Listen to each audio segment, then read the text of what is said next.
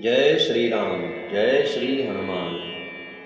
समुद्र मणियों का थाल लेकर के भगवान श्री रामचंद्र जी के सामने प्रकट हुआ और समुद्र ने कहा कि हे पतित पावन भगवान श्री रामचंद्र जी, आपकी सेना में जो नल और नील नाम के जो बानर हैं, उनको ये वरदान प्राप्त है कि अगर वो अपने हाथ से किसी पत्थर को छू करके पानी में डालेंगे तो वो पत्थर तैरेगा, डूबेगा नहीं।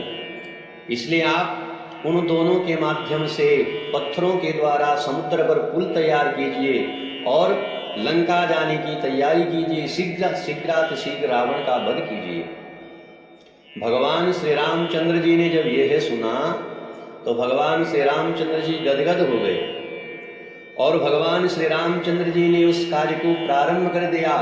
अब इधर नल और नील दो पत्थरों को छू करके बानरों के पास देते और बानर क्या करते, उस पर उन पत्थरों पर रा, एक पे रा और एक पे मौ लिखते और दोनों पत्थरों को जैसे ही समुद्र में फेंका जाता वे पत्थर समुद्र में तैरते।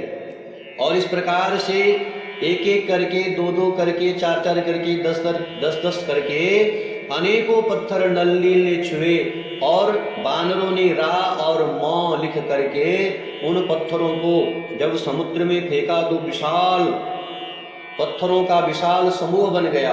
पुल का निर्माण होने लगा। भगवान श्री रामचंद्र जी गदगद हो गए, सभी बानर गदगद हो गए और परस्पर एक दूसरे को देख करके बानर बड़े खुश होते कि अब शीघ्र पुल तैयार हो जाएगा और भगवती सीता के समीप हम जाएंगे। एक दिन इसी प्रकार से पुल का निर्माण हो रहा था।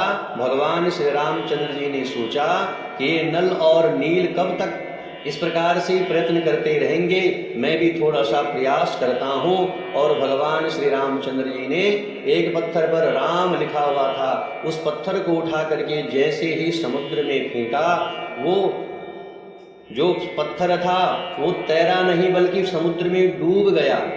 भगवान श्री रामचंद्र जी ने इधर भी दृष्टि दौड़ाई और उधर भी दृष्टि दौड़ाई, ऊपर भी देखा और नीचे भी देखा तो वहां पर कोई नहीं था। लेकिन जैसे ही पीछे दृष्टि भगवान श्री रामचंद्र जी ने पीछे दृष्टि डाली तो पीछे हनुमान जी मुस्कुरा रहे थे और मुस्कुराते मुस्कुराते हनुमान जी भगवान श्री रामचंद्र जी के पास आए और भगवान श्री रामचंद्र जी गंभीर हो गए कि देखो, मैंने पत्थर उठा करके उस पत्थर को समुद्र में फेंका और वो पत्थर डूब गया, तैरा नहीं।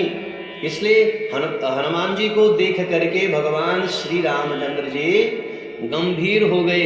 लेकिन हनुमान जी जब भगवान श्री रामचंद्र जी के समक्ष आते हैं तो भगवान श्री रामचंद्र जी से कहते हैं कि हे प्रभु, हे पतित पावन, हे राम, हे प्रभु, आप क्यों गंभीर हो रहे हैं? आपको गंभीर होने की कोई आवश्यकता नहीं है, क्योंकि आपने राम के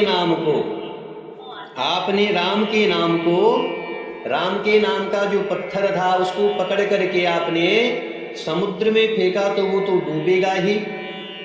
जिसको आप पकड़ करके हाथ में पकड़ करके फेंक देंगे वो मनुष्य तो, वो जीव तो डूबेगा ही, वो वस्तु तो डूब ही जाएगी। इसलिए आपके नाम से रा और मौ लिख करके ये सारे बानर समुद्र पर पुल का निर्माण कर रहे हैं। अगर आप स्वयं पकड़ करके उन पत्थरों को फेंकेंगे तो वो सारे पत्थर डूब जाएंगे।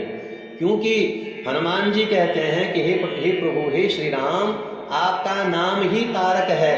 आपके नाम को गाने वाला संसार, इस महान संसार समुद्र से अवश्यमेव पार पा जाता है। इसलिए हे प्रभु, आपको गंभीर होने की कोई आवश्यकता नहीं है। आप केवल इन बानरों के कार्यों को देखिए, ये अवश्यमेव आपके इस पुल का निर्माण करके आपका कार्य अवश्य सिद्ध कर देंगे। तो ऐसी हनुमान जी की अद्भुत गाथा है। हनुमान जी भगवान श्री राम जी के परमोपासक हैं और हनुमान जी भगवान की प्रत्येक क्रिया से जुड़े हुए हैं।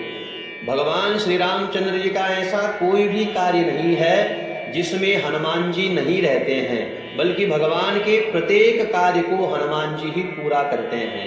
राम काज करिबे को आतुर, भगवान श्री रामचंद्र जी के प्रत्येक कार्य को करने के लिए हनुमान जी आतुर रहते हैं कि कब भगवान का कोई कार्य हो और उस कार्य को मैं पूर्ण करूं। जय श्री हनुमान, जय श्री राम।